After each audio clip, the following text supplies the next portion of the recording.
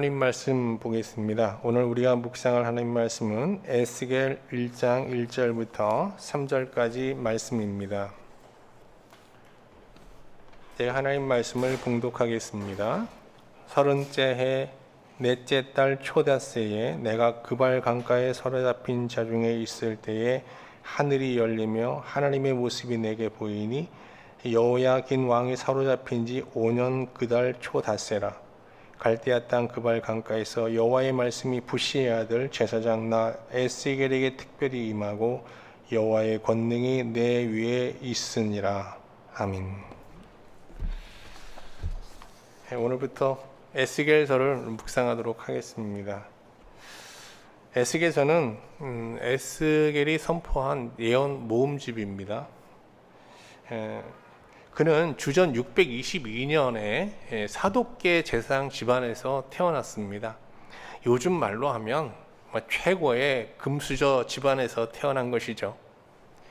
그는 예루살렘에서 정말 최고 엘리트 교육을 받으면서 제사장의 길을 이제 준비하게 됩니다.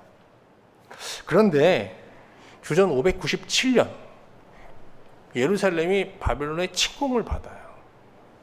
그래서 여호야긴 왕이 이제 포로로 잡혀가게 되는데, 이는 여호야긴 왕이 즉위하자마자 반란을 꾀했기 때문입니다. 예루살렘을 침공한 바벨론은 그 반란을 주도한 여호야긴 왕뿐만 아니라 왕실에 있는 지도자들, 신하들, 그리고 군사들, 그리고 기술자 1000명까지 이렇게 해서 약 1만 1천 정도의 포로를 잡아가는데, 이것이 바로 여러분 많이 들으셨죠? 2차 바벨론 유수 사건입니다. 이 유수의 뜻은요, 유배되어 갇히다라는 뜻입니다. 이때 이제 바벨론은 여호야긴 왕과 함께 반란을 주도한 지도자들과 이제 군인들 이런 사람들이 이제 다 잡아가는데, 여기에는요 에스겔도 포함되어 있었어요. 이때 에스겔의 나이가 25살이거든요. 25살밖에 되지 않은 이 에스겔이 여호야긴 왕과 함께 이제 바벨론의 포로로 잡혀갔다는 것은 에스겔이 젊은 나이에 왕실에 입성해서 반 바벨론 정책에 어떤 있어서 중요한 역할을 수행하고 있었다는 것을 이제 암시하는 거죠. 이렇게 이제 에스겔은 바벨론의 포로로 잡혀가는데, 그 바벨론 포로 생활 5년 차 되는 그가 30살 되는 생일날입니다. 생일날 하나님으로부터 선지자로 부름을 받게 돼요. 그래서 지금까지 쭉 제사장의 길을 준비하고 제사장의 정체성을 갖고 살던 이제 에스겔은 하도 예레미야 설교를 오래 해가지고 에스겔은 바벨론에서 이제 선지자의 정체성을 갖고 하나님 말씀을 선포하며 살게 됩니다. 에스겔서를 보기 전에 에스겔의 포로 전후의 삶을 조금 더 자세히 한번 비교하면서 검토하면 도움이 될 것 같습니다. 자, 포로 전 에스겔의 25살 이전까지 한번 삶을 한번 쭉 짚어보도록 하겠습니다. 제사장 귀족 집안에서 태어난 에스겔은 바벨론의 포로로 잡혀오기 전까지 이 25년 동안 앞에서 말씀드린 대로 정말 최고의 환경에서 최고의 엘리트 교육을 받으면서 제사장의 길을 이제 준비하고 있었는데요. 근데 이때 이제 그의 나이가 이제 25살인데, 이때 예레미야도 이 예루살렘에서 계속 하나님 말씀을 선포하고 있었어요. 그러니까 에스겔이 태어날 때부터 예레미야는 예루살렘에서 하나님 말씀을 전하고 있었던 거예요. 근데 예레미야와 에스겔은 모두 다 제사장 출신이에요. 그리고 나이는 좀 차이가 나요. 30살 정도 차이가 나고요. 그런데 모두 다 제사장 출신이지만 두 사람의 계파는 완전히 다릅니다. 조금 복잡한 얘기인데 좀 설명해 볼게요. 에스겔은 사독계 제사장 출신이에요. 사독계. 그리고 예레미야는 레위계 출신의 제사장입니다. 근데 사독계는요, 정통성을 갖춘 제사장 계열이 아니에요. 이게 갑자기 나타난 계열이에요. 정통성을 갖춘 제사장 그룹은요, 레위인으로 구성된 레위 계파와 아론의 후손으로 구성된 아론계 제사장계거든요. 근데 그럼에도 불구하고 솔로몬 건축 이후에는요, 정통성을 가진 레위계나 아론계가 완전히 지방으로 밀려나고 정통성이 없는 사독계 제사장들이 성전을 완전히 장악합니다. 성전 제사장직을. 그리고 성전이 몰락하는 586년까지 완전히 독점하거든요. 어떻게 이 사독계 제사장이, 정통성이 없는 사독계 제사장이 예루살렘 성전의 제사장직을 독점하게 됐는지 여러분 궁금하지 않으세요? 사독은 다윗 시대의 인물이에요. 이제 우리 열왕기 같은 데 보면 사독이 등장하잖아요. 근데 그는 아론의 후손도 아니고 레위의 후손도 아니에요. 그 제사장이 될 수 없는 사람이에요. 이스라엘의 관점에서 봤을 땐. 그는 원래 이스라엘의 제사장이 아니라 예루살렘에 거주하고 있는 여부수족의 제사장이었습니다.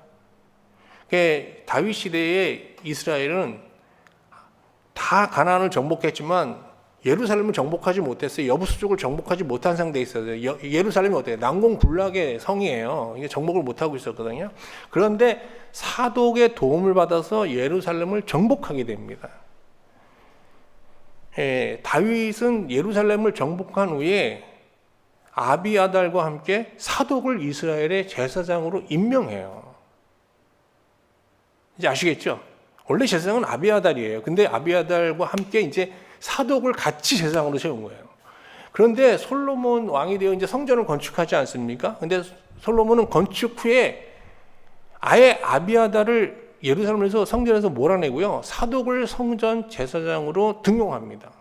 이는 다윗 말년에 다윗이 이제 차기 왕을 선택할 때 아비아달을 비롯하여 다수의 제사장들은요, 차기 왕으로 모두 아도니아를 지지했어요. 그런데 유독 사독만은 솔로몬을 지지했어요. 근데 솔로몬이 왕이 된 거예요. 원래는 다 이게 대세가 아도니아가 되는 거로 갖고 있었거든요. 이후에 사독계 제사장들은요, 587년 바빌론에 의해 성전이 무너질 때까지 이 제사장직을 완전히 독점하면서 이제 이 예루살렘에서 하나의 귀족 계층으로 자리 잡게 된 겁니다.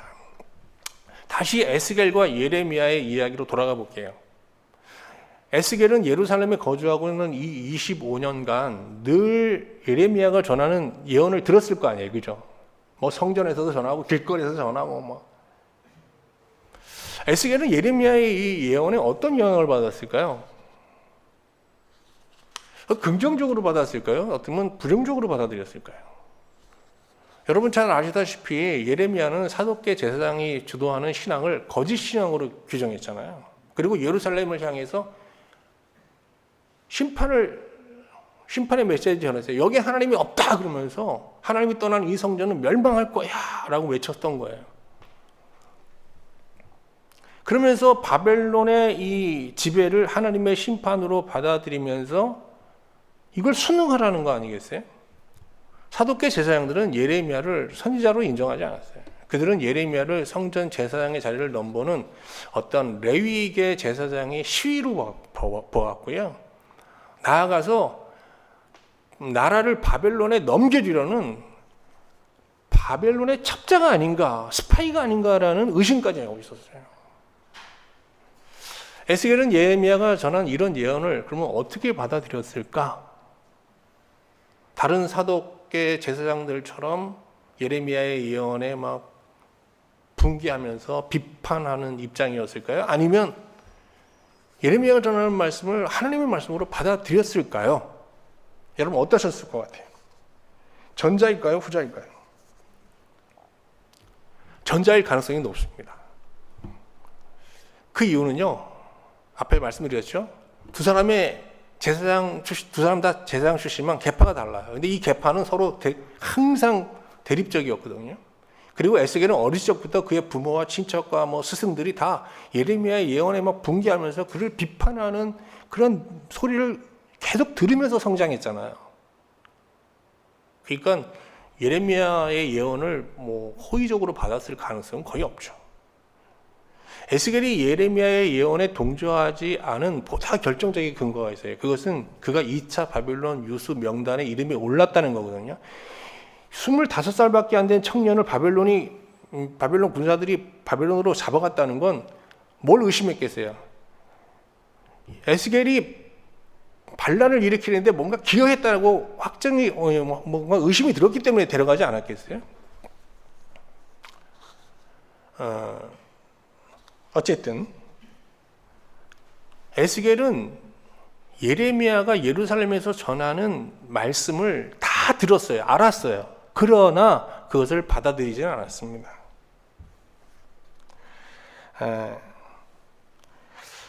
그러나 에스겔은 바벨론의 포로로 이제 끌려가면서 예레미야가 외쳤던 예언들을 다시 생각해 보게 되었을 거예요.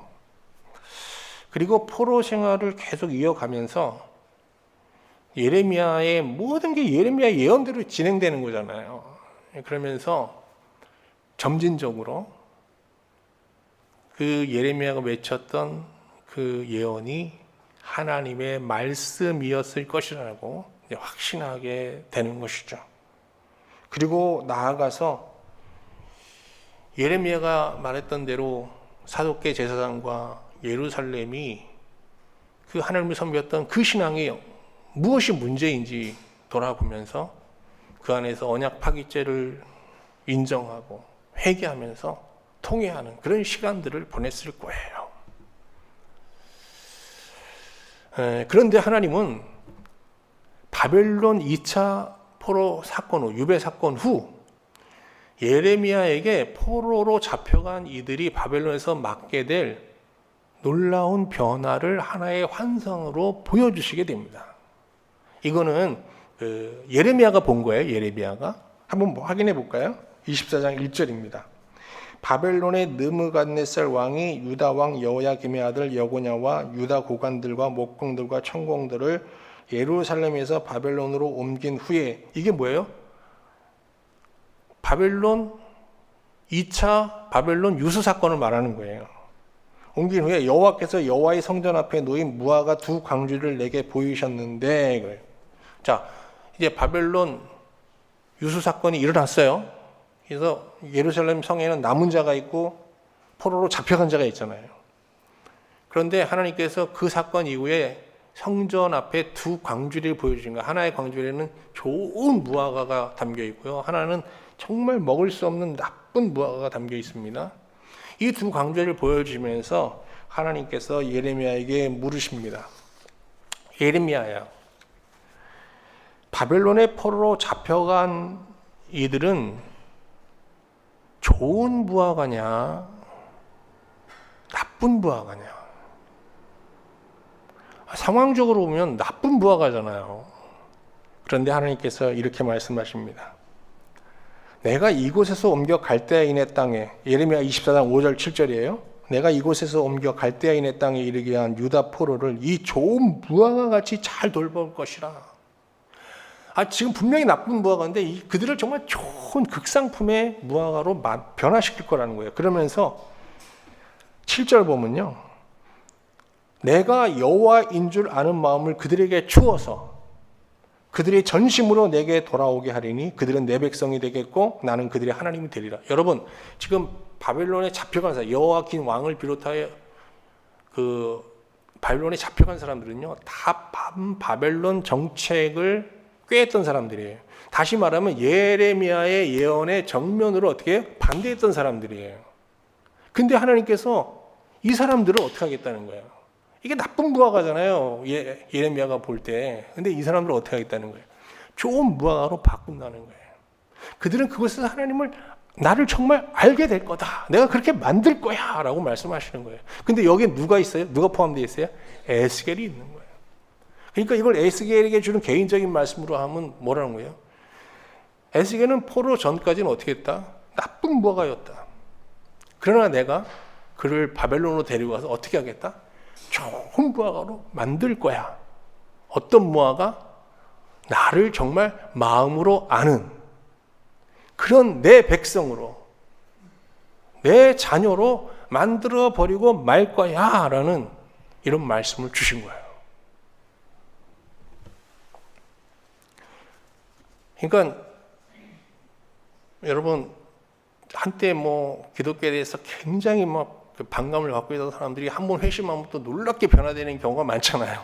에스겔이 꼭 그런 경우의 사람인 거죠. 자, 이제 그러면 에스겔이 바벨론에서 어떻게 하나님을 알아가는지 한번 살펴볼까요? 자, 포로 후의 에스겔에 대해서 간단하게 살펴보겠습니다.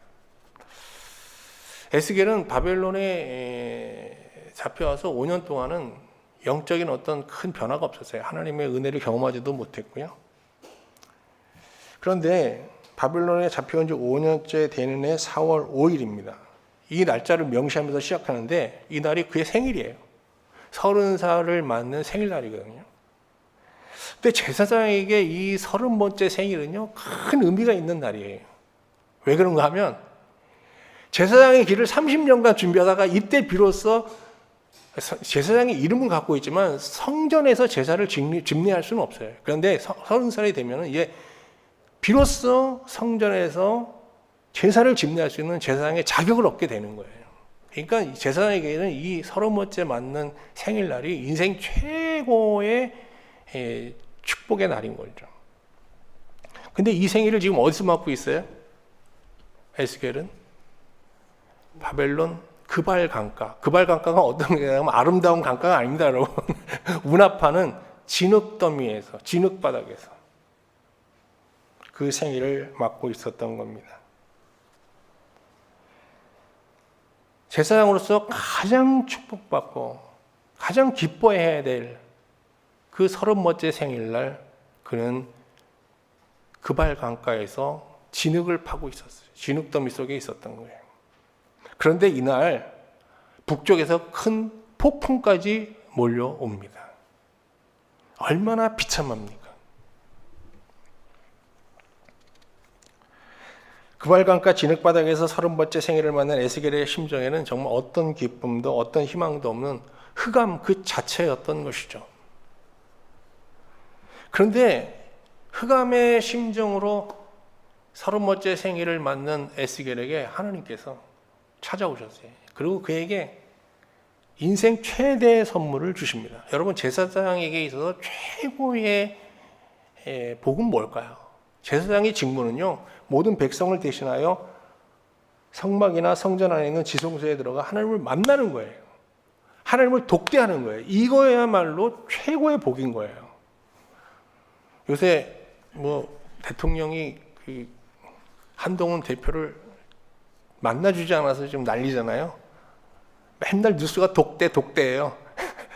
아니, 우리가 보면 윤석열 대통령이 그렇게 대단해 보이지 않잖아요. 근데 그 사람을 만나고 독대하는 게 참 어렵구나. 그때 하나님께서 30번째 생일을 맞는 에스겔에게 독대 은혜를 베풀어 주셨어요. 만나 주셨어요. 개인적으로. 그래서 잠깐 만난 게 아니라 깊은 교제를 해 주셨어요. 그리고 그를 선지자로 부르시게 됩니다. 한번 우리 같이 볼까요? 1장 1절 말씀 보겠습니다. 30째 해 넷째 첫아세. 이건 다시 말하면 에스겔의 30번째 생일날 이런 거예요. 내가 그발 강가에 사로잡힌 자 중에 있을 때에 하늘이 열리며 하나님의 모습이 내게 보이니.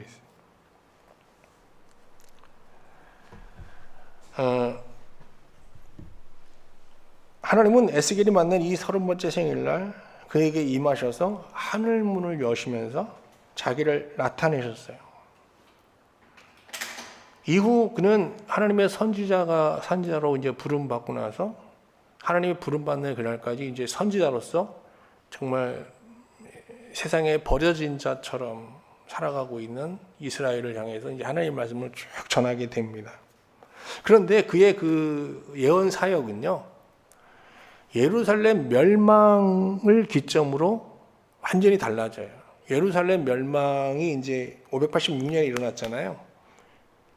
그때까지 이제 6년 후에, 그러니까 에스겔이 선지자로 부름받은 후 6년 뒤에 예루살렘이 멸망하거든요. 그래서 그 6년 때까지는요, 주로 심판의 말씀을 전합니다. 근데 그 예루살렘 심판에 대해서 그 심판이 이루어지자 그 이후부터는요, 회복의 말씀을 계속 전하게 됩니다. 그래서 에스겔은 딱 두 주제로 되어 있어요. 하나는 뭐예요? 심판과 회복이에요. 심판과 위로.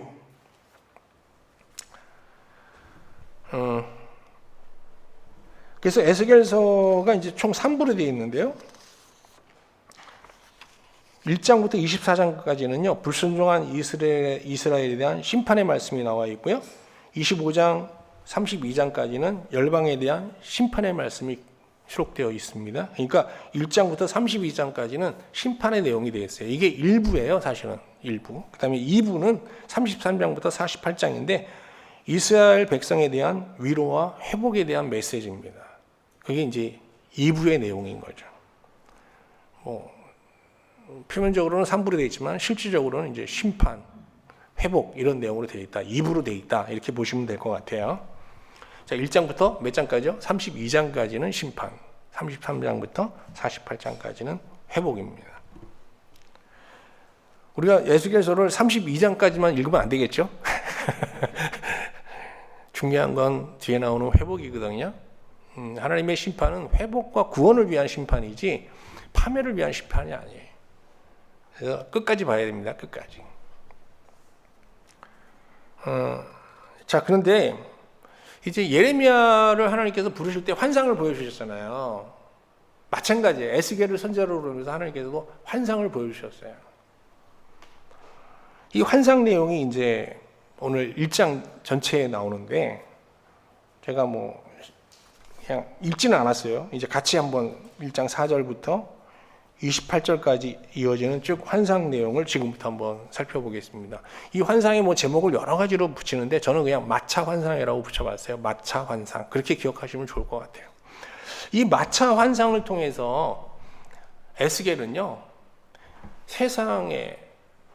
세상을 그냥 보는 대로 보지 않고요, 하나님 보좌 위에서 영혼의 관점에서 바라보는 새로운 세계관을 얻게 됩니다. 그 세계관을 우린 영혼의 세계관이라고 하죠. 그냥 줄여서 말하면 영적 세계관이라고 얘기하면 될 것 같아요. 여러분, 우리 영적 한다고 했을 때 그 영적이라고 했을 때 그 영적이라는 의미는요, 영혼이라고 해석하는 게 제일 타당해요. 어쨌든 이 환상은 3단으로 구성되어 있습니다. 이게 상단, 중단, 하단으로 되어 있어요. 먼저 상단에는요, 뭐가 있겠어요? 당연히 하나님 보좌가 있겠죠. 그리고 중단에는 지구의 네 모퉁이에 서서 피조 세계를 관장하는 네 천사가 등장합니다. 네 생물이라고 나오는데 네 천사. 그리고 하단에는요, 네 생명체, 네 천사에 의해서 움직이며 세상을 다스리는 바퀴들이 나옵니다. 바퀴들. 그래서 제가 이걸 바퀴 현상이라고 한 거예요. 바퀴들. 다시 한번 정리해 볼까요? 자, 맨 밑에는 뭐가 있어요? 바퀴가 있죠. 근데 그 바퀴를 누가 움직여요? 네 천사가 움직여요. 네 생물. 근데 그 천사는 누구의 지배를 받아요? 하나님의 지배를 받아요. 그러니까 우리 역사를 움직이는 역사의 수레바퀴를 누가 관장하신다? 하나님이 관장하신다라는 거예요. 그러므로 역사의 현장에서 우리는 역사를 어떻게 봐야 돼요? 그냥 보질 않고 위에서 내려다 볼 수 있어야 된다는 거예요. 자, 이제 그런 내용을 담고 있습니다. 그러면 이제 환상의 이제 중단부터 보도록 하겠습니다. 이게 그렇게 설명이 돼요. 중단부터. 자, 이 환상의 중단에는 네 생명체가 등장합니다. 그런데 그의 생일날 이 북쪽에서 큰 폭풍이 몰아쳤거든요. 폭풍이 치러나오면 그냥 어둡잖아요. 폭풍과 근데 이 구름 속에서 에스겔은 하나의 빛을 발견하게 됩니다. 저게 뭐지? 하고 보게 되는 거예요. 근데 그 빛을 가만히 뒤에 이렇게 보니까 어떤 노새가 나타나는 거예요. 노새가. 근데 그 노새의 정체는 다 사람의 형상을 하고 있었어요. 내 생명체는 내 얼굴을 가지고 있었는데요. 앞면에는 사람의 얼굴을 하고 오른쪽은 사자의 얼굴을 하고 왼쪽은 소의 얼굴을 하고 뒤쪽은 독수리의 얼굴을 하고 있었어요. 그리고 네 생명체들은 모두 네 날개를 가지고 있었는데 두 날개는 서로 맞대고 있었고 또 두 날개는 몸을 가리고 있었습니다. 그러니까 네 생명체 옆구리에 또 네 날개 밑에는요 사람들의 손이 있었습니다. 그런데 여기서 중요한 건 그 생명체들은요 영이 이끄는 대로 움직이고 있었어요. 한번 확인해 볼까요? 1장 12절입니다. 영이 어떤 쪽으로 가면 그 생물들도 그대로 가되 돌이키지 아니하고 일제히 앞으로 곧게 행하며. 영이라는 건 뭘 얘기하는 걸까요? 여기서 영은요 그냥 루아흐라고 하는데 히브리어는 그냥 바람이란 뜻이에요. 그냥 단어적인 의미는. 그런데 여기서 영은 하나님의 영, 하나님이 보이지는 않지만 하나님의 세상을 이끌어가는 힘, 이런 뜻이겠죠. 그 구약 성경에 이 영이라는 단어가 총 389회가 나와요. 그런데 에스겔서에만 영이라는 단어가 무려 52회나 나옵니다. 그러니까 이 에스겔은 이 영이라는 단어를 아주 중요하게 여기고 있는 거예요. 하나님을 영으로 보는 거죠. 영으로. 영이 뭐예요? 바람. 보이지는 않지만 실제한다는 거예요. 하나님은 우리 눈에 보이지 않지만 지금 여기도 어떻게 해요? 실제하신다. 우리의 인생사, 역사 속에 실제하신다. 이렇게 얘기하는 거예요. 아무튼 그 생명체들은요, 바람이 저들을 움직여 가는 방향으로 나아가되 절대 방향을 바꾸지 않습니다. 에스겔이 본 하나님의 환상은 사도 요한이 반모섬에서 본 환상과 일맥상통하는 면이 있어요.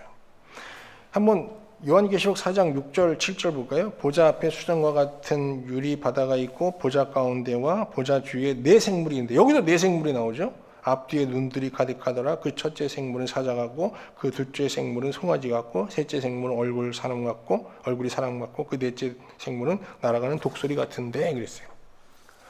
고대인들은 이 지구를 사각형으로 이식했어요. 우리는 지구가 둥글다는 건 누구든지 다 알지만 에스겔과 이제 요한계시록에 등장하는 네 생명체는 지구의 네 구석에 서서 하나님의 지시에 따라 세상을 관찰하고 관장하는 그런 천사를 상징합니다. 천사장을 상징하는 거죠. 여기서 중요한 것은 세상을 지배하는 네 생물이 철저히 영의 통제에 따라 움직이고 있다는 겁니다. 에스겔은 이 환상을 통해서 이스라엘이 바벨론에 의해 멸망하고 그의 지배 아래에 있게 된 모든 과정이 하나님의 통치 아래에서, 하나님의 주권 아래에서 이루어진 일이라는 것을 인정하게 되는 겁니다. 이제 환상의 하단 부분을 보겠습니다. 하단에 뭐가 있다고 그랬죠? 네 바퀴가 있습니다. 네 바퀴. 에스겔이 이 환상에서 가장 먼저 본 것은 네 생물체들이고 다음으로 본 것은 네 생물체와 땅을 연결하고 있는 네 바퀴입니다. 그러니까 네 생물이 있고 바퀴가 있고 밑에 뭐가 있어요? 땅이 있는 거예요.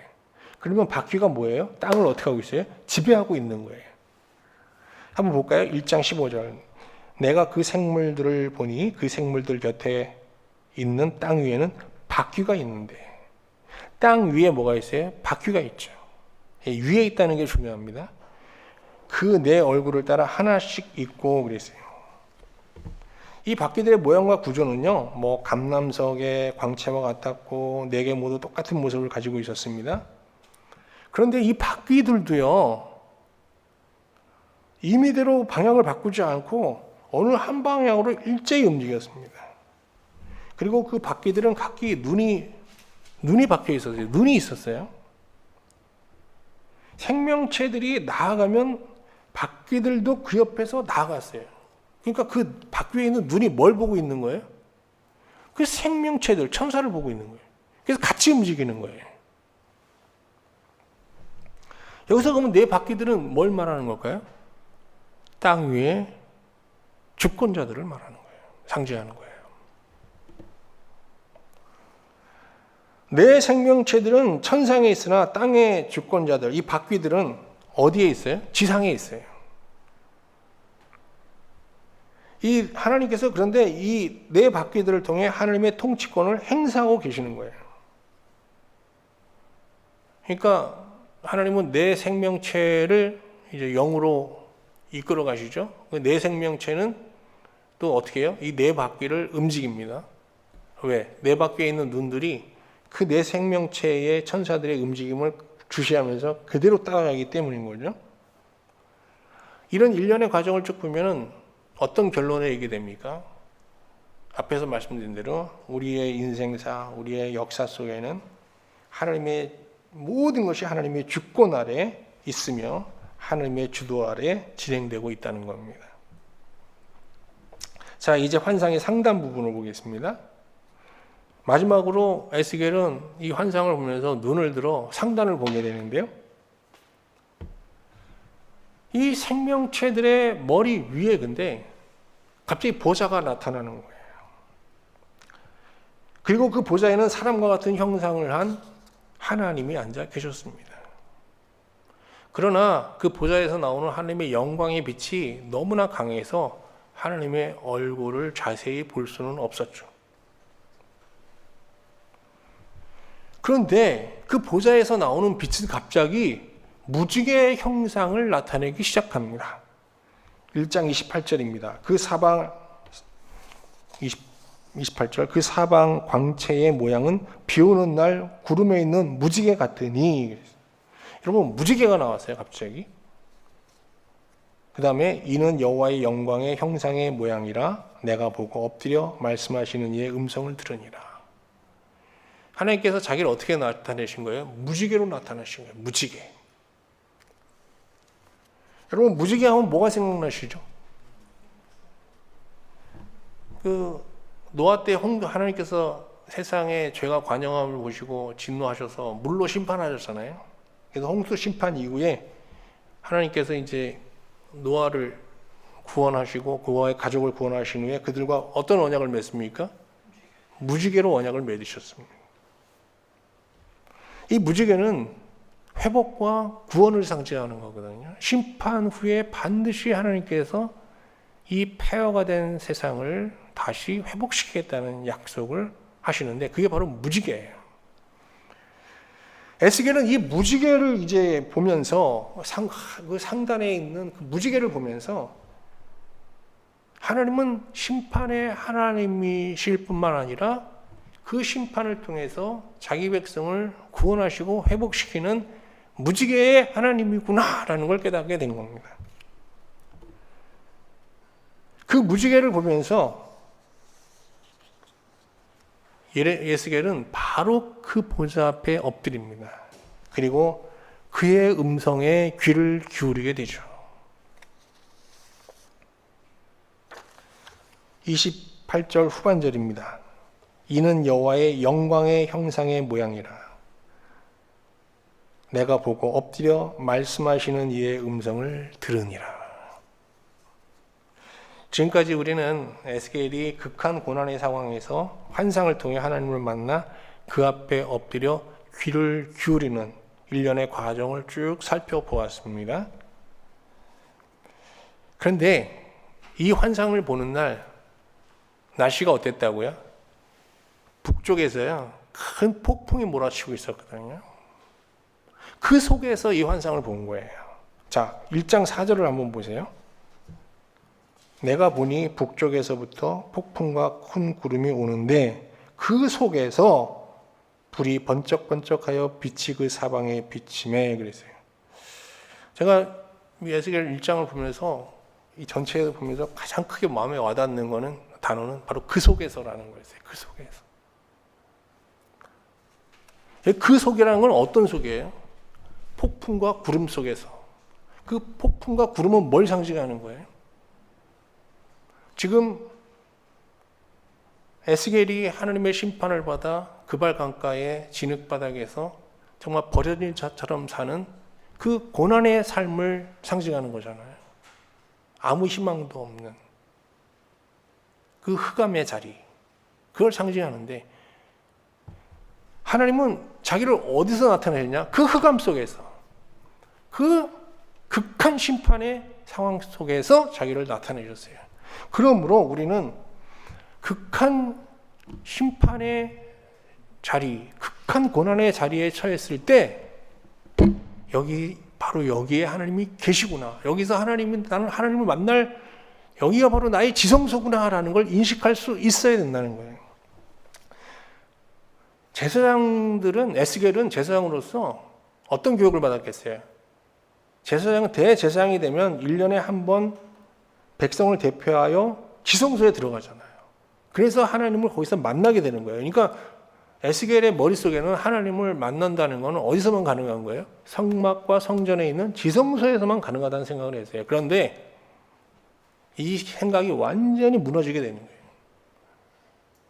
진정한 하나님을 만나는 지성소는 어디다? 바로 심판의 자리. 우리의 교만과 정욕과 탐욕이 완전히 티끌게 되고 죄가 된 그 심판의 자리. 거기가 바로 하나님이 임하는 진정한 지성소다라는 깨달음을 얻게 된 것이죠. 여기서 아주 중요한 거는 에스겔이 바벨론의 포로로 잡혀가서 바로 하나님을 만난 게 아니에요. 5년 후에 만났다는 거예요. 그 5년이라는 시간은 어떤 시간이에요? 제사장으로서의 자부심, 또 거기서 막연한 희망, 이런 게 완전히 없어지는 때 아니겠어요? 5년이 지나면요, 사람이, 여러분 노예로서 한 5년을 살면 이제 제사장, 귀족의 이 옷은 완전히 벌거벗겨지는 거 아니겠어요? 그때 하나님께서 그에게 임하여 주신 거예요. 그래서 여기 보면 그 하나님을 만나면서 그 환상에서, 이제 바퀴 환상을 통해서 그가 최종적으로 본 건 뭐예요? 무지개, 곧 하나님의 영광이었거든요. 영광. 영광이란 단어 나오죠. 28절에 영광. 여호와의 영광의 형상의 모양이라 있어요. 이 영광이라는 단어 굉장히 중요한 의미를 갖고 있는데, 히브리어로 카보드라고 하는데, 하나님이 현현하실 때 나타나는 영광스러운 모습, 광채를 뜻합니다. 특히 하나님의 현현은 내 구속의 통치자로 나타났는데, 이로써 이제 하나님은 이스라엘만의 국가신이 아니라 지상의 모든 경계선을 넘어서 세계 만방을 다스리는 하나님이시다라는 게 이제 계시된 거고요. 이 계시를 통해서 탈출구가 없는 절망에 빠져 있던 에스겔은 그 영혼이 소생하면서 이제 하나님의 말씀에 대한 기대를 갖게 된 거예요. 하나님에 대한 기대를 갖게 된 거예요. 절망이 희망으로 바뀐 겁니다. 그러면서 말씀에 귀를 기울이게 되는 겁니다. 말씀에 귀를 기울였다는 것은 하나님 안에서, 이 세상에 무엇이 아니라 하나님 안에서 희망을 찾으려는 이제 몸부림인 것이죠. 에스겔뿐만 아니라 신실한 신자라도 신앙생활 중 에스겔처럼 그발강가라는 비참한 자리에 일시적으로나 또 좀 지속적으로 이런 자리에 내몰릴 때가 있죠. 뭐 우리의 죄에 대한 어떤 형벌로서 그런 고난을 받기도 하지만, 때로는 사도들처럼 우리가 의를 행하다가 세상의 박해를 받을 수도 있고요. 또 선을 행하다가 큰 손실을 보기도 하고요. 뭐 등등 여러 가지 고난을 받는데, 이 고난의 자리는 실상 영적으로 보면요, 하나님을 만날 지성소라는 의미를 갖고 있는 거죠. 오늘 역시 여러분 어떤 크고 작은 고난으로 인하여 여러분 혹시 어려움을 겪고 있을지 모르겠습니다. 그 고난 속에서, 그 고난의 자리에서 여러분 에스겔처럼 하나님을 만날 수 있기를 바랍니다. 그리고 하나님 안에서 희망을 발견하고 하나님의 말씀을 통해서 그 희망을 여러분 마음속에 간직할 수 있기를 주님의 이름으로 축원합니다.